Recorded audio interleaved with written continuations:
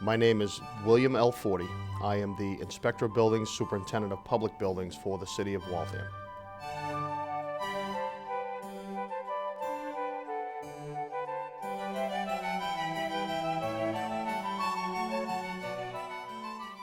I've been married for 22 years. I have two very good children that are very successful and very friendly.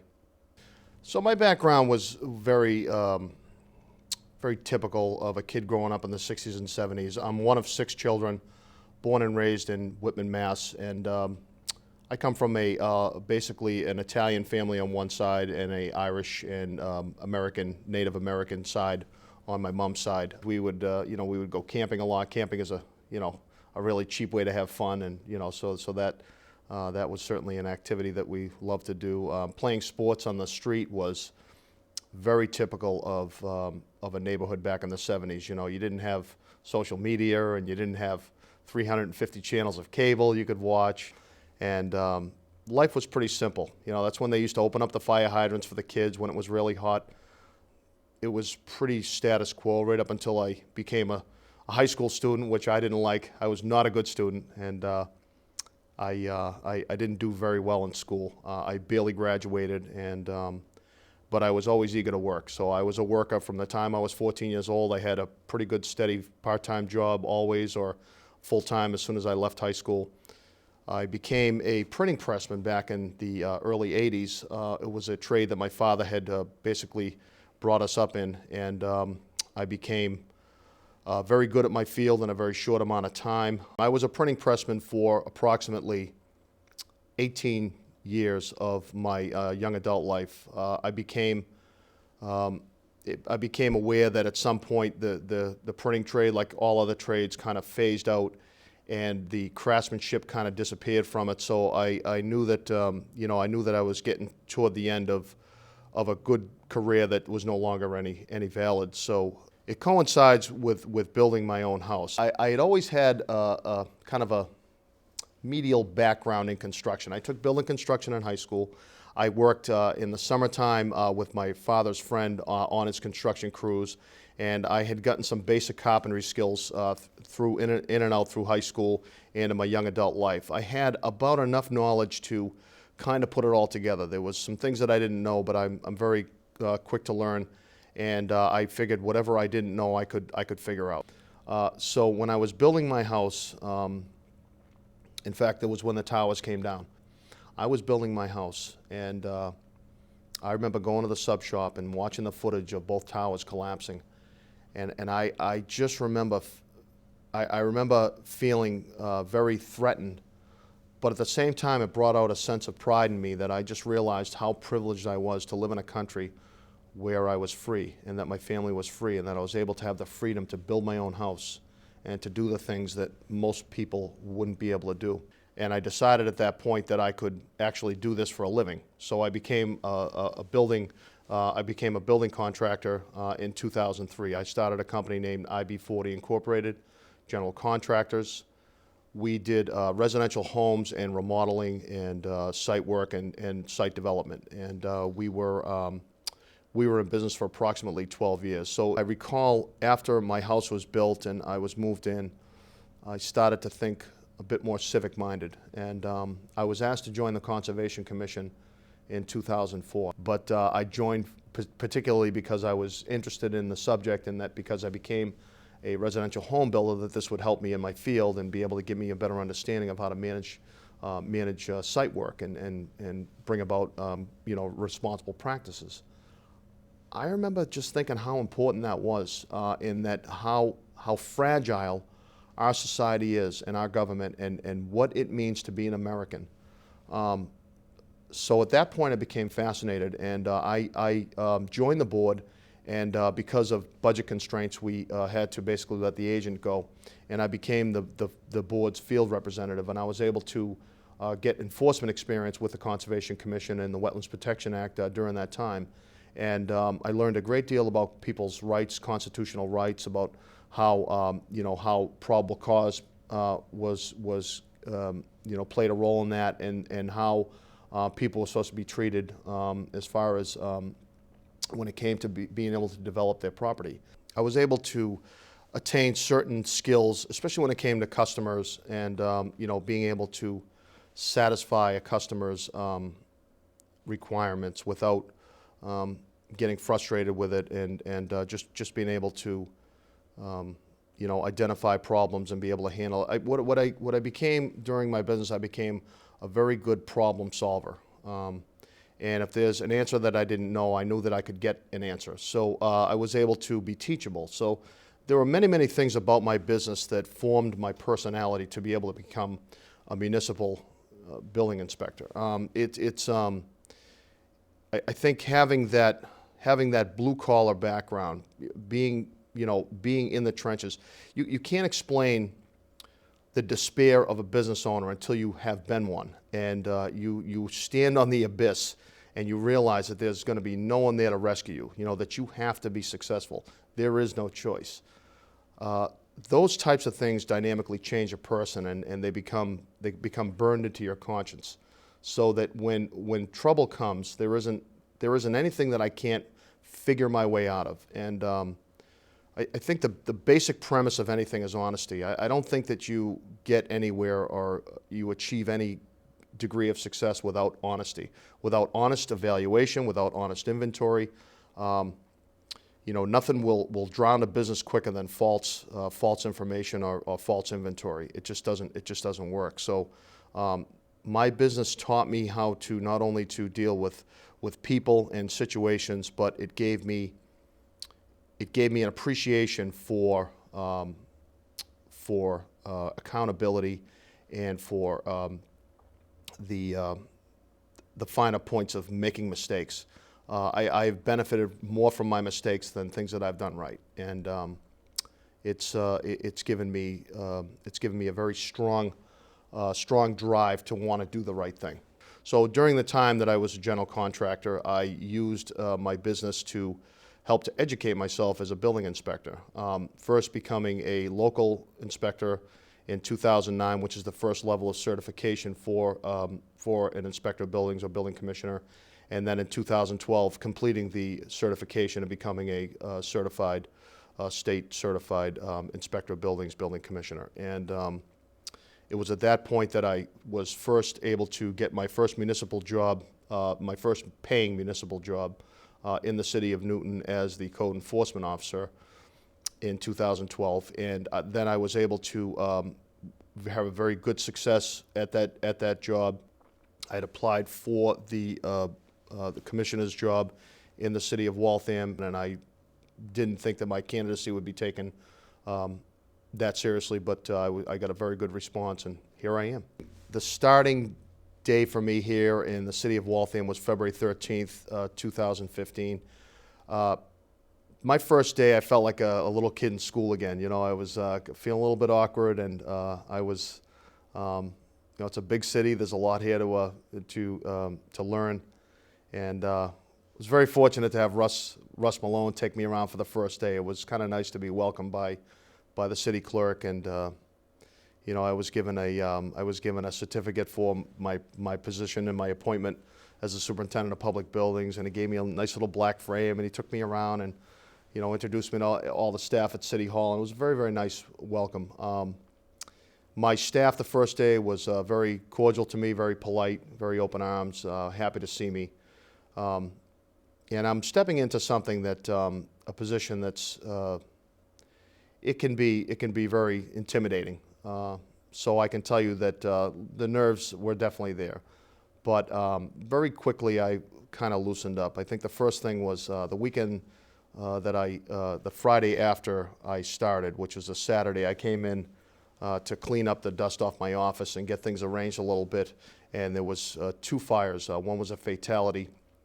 The other one was a complete teardown, and they had happened in succession with each other, along with the 3.5 feet of snow that had fallen in the past 2 weeks. So I stepped in on some pretty volatile stuff. There were a couple of small roof collapses and so forth, and there was a lot going on here in the city. So I jumped right in with both feet. So I felt as though my start here was really good. It gave me a little bit of traction to be able to get right in and start doing my job.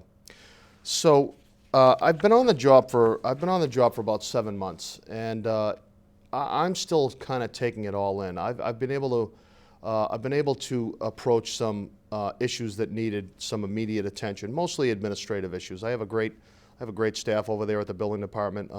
Most of my time is spent in the inspectional side of the building department. There are two divisions. There is the public buildings division, and there is the inspectional division of the building department. And most of my time is spent in the inspectional side.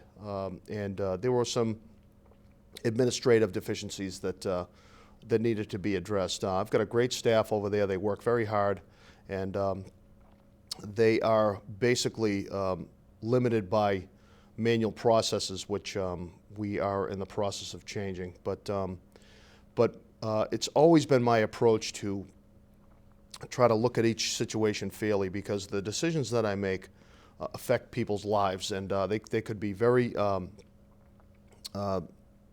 they could be very detrimental. They could be very helpful. It all depends on how I rule on certain things.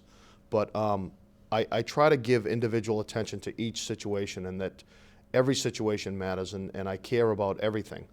The realm of my responsibility requires that I pay attention at all times, and that I have a good handle on what my authority is. Because of the dynamics of my job, they change on a minute-to-minute basis. I never really have control.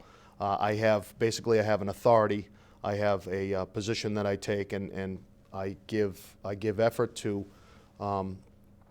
treating everybody the same. I think that bringing level-headed judgment to everything that I have to do is the key. So my day-to-day operations basically never cease. If there's an emergency at night, if there's a fire or some kind of disaster, or if someone hits a building, if there's a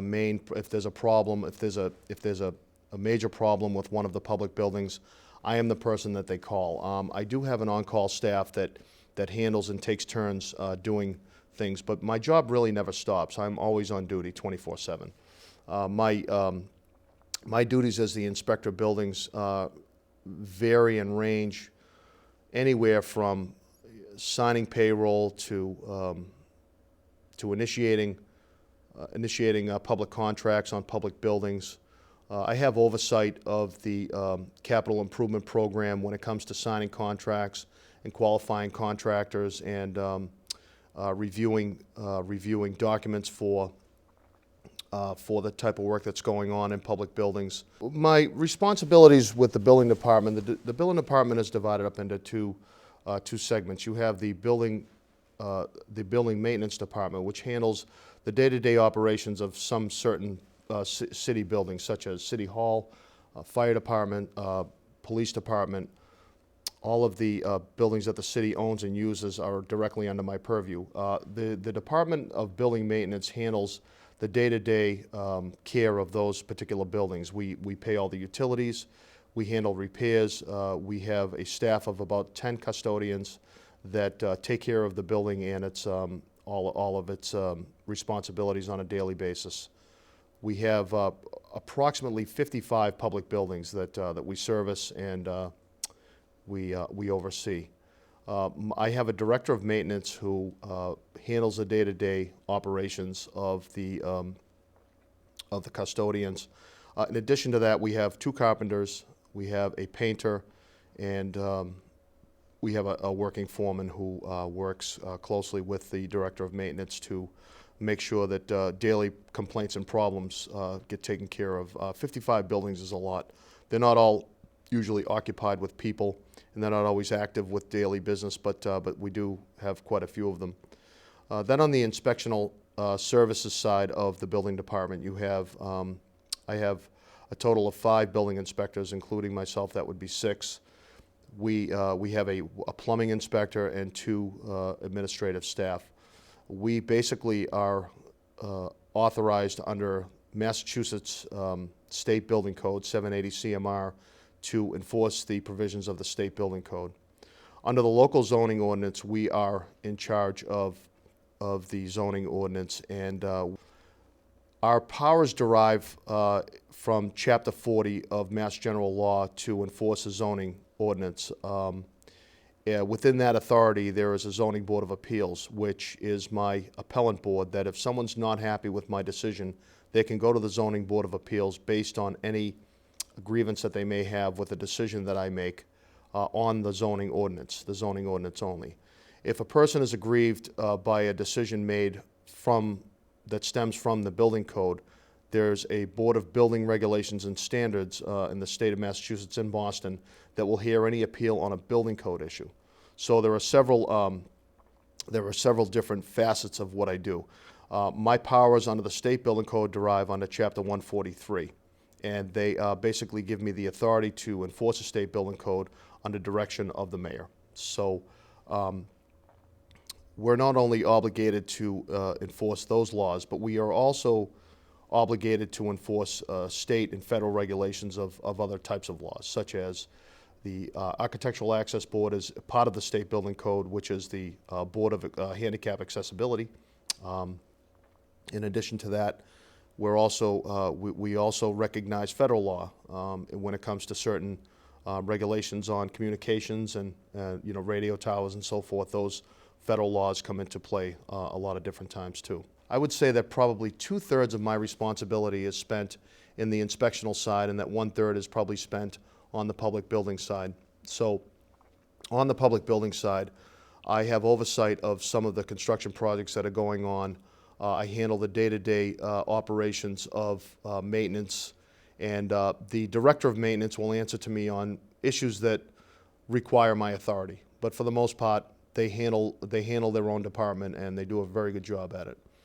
On the inspectional side, where most of my time is spent, my responsibilities, usually I come in the morning, I'll answer emails, I try to get there early before my staff gets there, try to plan my day.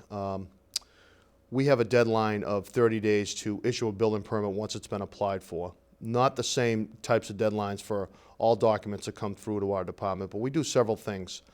We examine documents for zoning compliance and authority. Where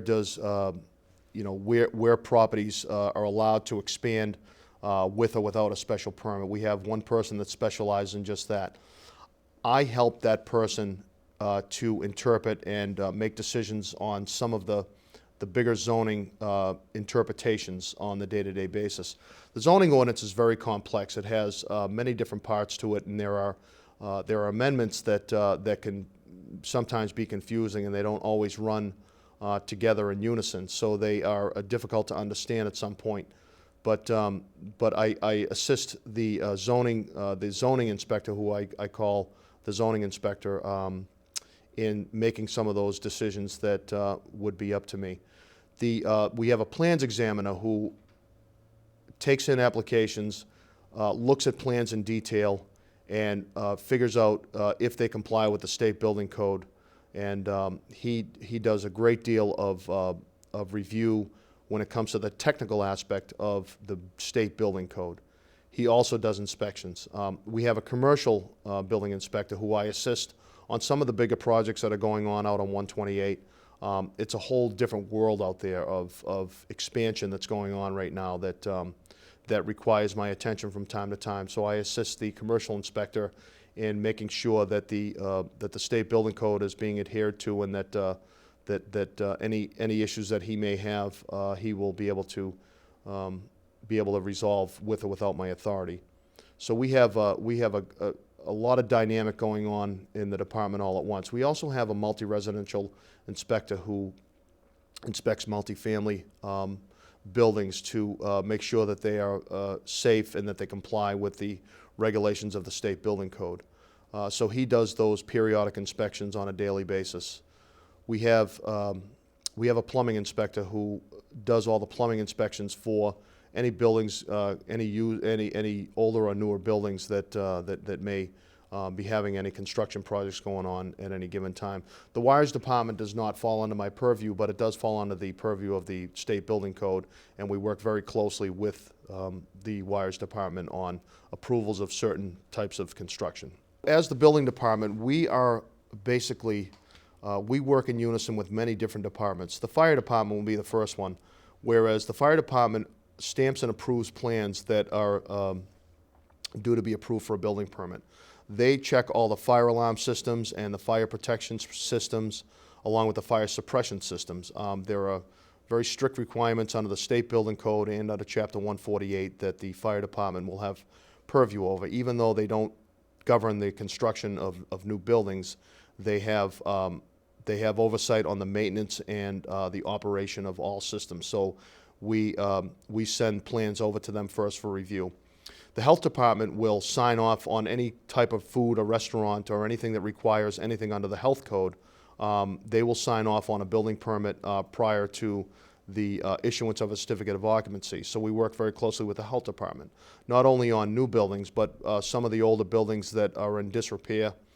A good portion of the health code mirrors the building code under the habitability dimensions of that particular code. They mirror one another. So we rely on the health department for certain types of things that we can't enforce. We rely on the Conservation Commission that approves projects within a wetland area, within a buffer zone of a wetland area or riverfront area. So upon their approval, we would not issue a building permit. Same with historical. Historical does not, historical reviews buildings that are over 75 years old and determines whether or not they are historically significant. And if they are, then they may they may put on a demolition delay. So we work very closely with the Historical Commission. So we have the Engineering Department as well. Engineering Department handles any kind of water and sewer and drainage and runoff types of approvals on a site plan, so that before we approve a house plan, they're to make sure that the drainage is properly calculated and that they meet the requirements for city drainage. So we are in constant contact with a lot of these different departments, including the police. We may work with the police on a limited basis, given that there is a complaint on an illegal business or a zoning complaint that's become a disturbance to a neighborhood. But our interaction with them is limited.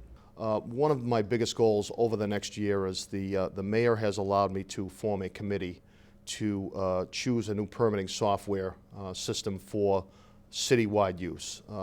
We are basically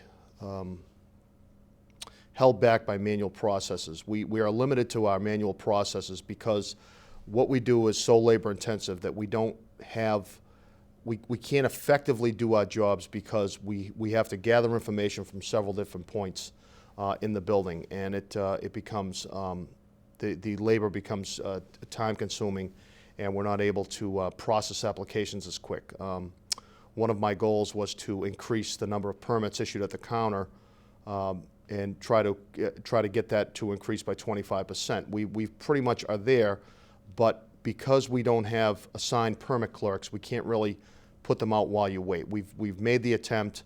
We do get them out the next day, but we're looking for a much higher efficiency. When we do finally adopt an electronic permitting system, we will be able to save, I estimate, probably 25% labor in gathering information. This type of system that we are going to implement will be accessible and open to the public. It will be real-time, hands-on inspection reporting, code enforcement reporting, permit issuance. All of these things we're really right now we're just so bound by manual processes that we can't possibly get them out quick enough. And we are a very, very big and fast-growing city. We are behind on the times technologically, and we are heading into some much busier times. So the need for an electronic permitting system there's absolutely no question about it. So if a person wanted to do a construction project on their home, they would first want to come to the building department or go online to our website, which I'm in the process of rebuilding, to be able to get information about their property. Usually when someone puts an addition on their home, or they want to build a garage, or they want to add a second floor, the zoning ordinance would prescribe all of the dimensions that would allow a person to expand or use their property in accordance with the local zoning ordinance. They would come and see us, and we would be able to give them an idea of what their allowable maximum would be. So In certain cases where a lot might be legal non-conforming, but it may not meet to today's standards, it means it was built lawfully at the time, someone could come in and get that information about their property to be able to determine what size addition they might qualify for, what the requirements are for setback, and would it need to go to the Board of Appeals. So we provide that information to the public at the counter at any given time. Another facet of what we do is public record. We are the keeper of public records for every building in the city. And what we do is we provide information on what the past history of that building has been, which includes permits, use variances, dimensional variances, anything that may have anything to do with how that property was created, what exists, and what is legally standing there. So a person would come to us first to decide if they wanted to move forward with a project. Once they knew that they had enough room and they could fit into what they wanted to do dimensionally, then they would go to see usually an architect or a designer or a licensed construction supervisor, depending on what type of project it is, to be able to determine what the feasibility and the cost of such a project is. Most projects require a building permit under the state building code. Construction internally or externally doesn't matter. Just because we can't see it doesn't mean that it doesn't need a building permit. In fact, a lot of people that are working without permits, usually it happens on the inside because it's not readily visible from the outside. These are the types of things that could be dangerous if the work is not properly performed and it's not properly inspected. Very typically, a bathroom remodel or a kitchen remodel will be the first thing that someone gets into trouble with because they either want to do it on their own or they get a contractor that comes in and says, well, I don't really need a permit here. I don't need a permit in Boston, so I don't need one here. All those things are myths. You need a permit to do just about any alteration to your property. And whether it's private property or not, whether it's inside or out, we would determine the authority on that. In addition to that, a person who occupies a commercial space would also have to come to the building department because under the local zoning ordinance, I need to issue a certificate of occupancy for any use in any zone, so that a person that was coming in to, say, have an auto body repair, or a person that was coming in to have a retail store, or a person that was coming in to have, massage therapy, or any one of those particular types of things, restaurants and the like, convenience stores, anything like that, they would have to apply to the building permit for a certificate of occupancy, and it's within our jurisdiction to go out and inspect these properties and issue a certificate of occupancy for those particular things. So that's why it's always good to check with us when you're doing just about anything. And we will always give you the straight advice that you need to be able to not only exist legally, but to perform any work that you want legally. We will be enforcing the building code and the local zoning ordinance. I have taken the initiative to instruct my staff to follow the letter of the code specifically. We don't enforce more than the code, and we don't enforce less than the code. We have a set of laws and rules that we abide by, and we expect everybody else to abide by the same. So one of the big messages is that we would like to be able to allow people to construct their projects responsibly, but we have the responsibility to oversee public safety in the city, and nothing will come before that. I think it's so important that that people come to appreciate, what's here in America and the way that we live. A lot of times I'll have somebody say, well, why can't I just bring a couple of trucks and a couple guys home? What's the big deal? Well, the big deal is it's not allowed. Well, why isn't it allowed? Well, because it's everybody's neighborhood. Just think about it. If everybody on the entire street had 2 or 3 work trucks and 2 or 3 employees, and they were out there at 6 o'clock in the morning, there would be no tranquility. It wouldn't be a residential neighborhood. Zoning is there to protect everybody's interests. There's a reason why you drive down the street and all the restaurants are grouped all in the same corner. It's not because of competition. It's because that's where it's zoned. So all the restaurants stay in one spot. When you drive to an industrial park, the reason why you have zoning is so that your neighbor doesn't bring home an 18-wheel truck and back it over your dog or worse, your child. There's a reason why certain zones allow certain things. So your neighbor can't have a helicopter pad on his front lawn. There are many safety reasons why zoning is the way it is, and people don't always take that view. I understand that I wouldn't want anybody telling me what to do with my property. I think that's every God-given right of a person to say, hey, listen, you know, I worked hard for this property. I should be able to use it the way I want. Well, the reason why we live in such a great country is for certain things like zoning. Zoning regulates the use of properties. It provides tranquility for everyone. And if everyone in America is supposed to be equal, zoning is the level playing field of which we're all sitting on. So I think it's a great thing when someone can understand that zoning is there for everybody's welfare and for everybody's enjoyment and use. People don't understand that rules and laws govern their safety and welfare and well-being. And I have a great appreciation for that. I don't always get the opportunity to think so profoundly about my job, because in the daily routine of my job I have to make decisions that are sometimes very hard, and they don't always feel good. But I'm fascinated by the type of authority that I have, and how important it is for me to be conscious and cognizant of people's personal liberties when I'm making these decisions. And it all derived from that day on 9/11. I will never forget it. It was just one of those days where if you were alive when President Kennedy got shot, you never forget where you were. 9/11 was a day that I will never forget where I am. And I think it profoundly changed me and my view of my country and where I live. I think I'd want to be remembered as the guy who was able to level the playing field for everyone, that everyone who wants to develop a property or to live near a project, or a person that that has a problem with violating zoning, that they all be treated fairly. I want to be remembered as that person who was able to level the playing field for everyone. And I think that's, I take that responsibility very, very seriously. I'm here simply to enforce the law. And it's a great feeling to be able to just walk down the street and look people in the eye and know that I'm on everybody's side. I'm on everybody's side. That's what I'm hired to do. I want to be remembered for that, for being able to bring the city out of the dark ages and into the electronic age. I think that it's a great city with it's a vibrant city with a lot going on, but we are bogged down by our manual processes. And I want to be that person who was remembered as the guy who took the department and took the city into the 21st century with electronic communication and record storage.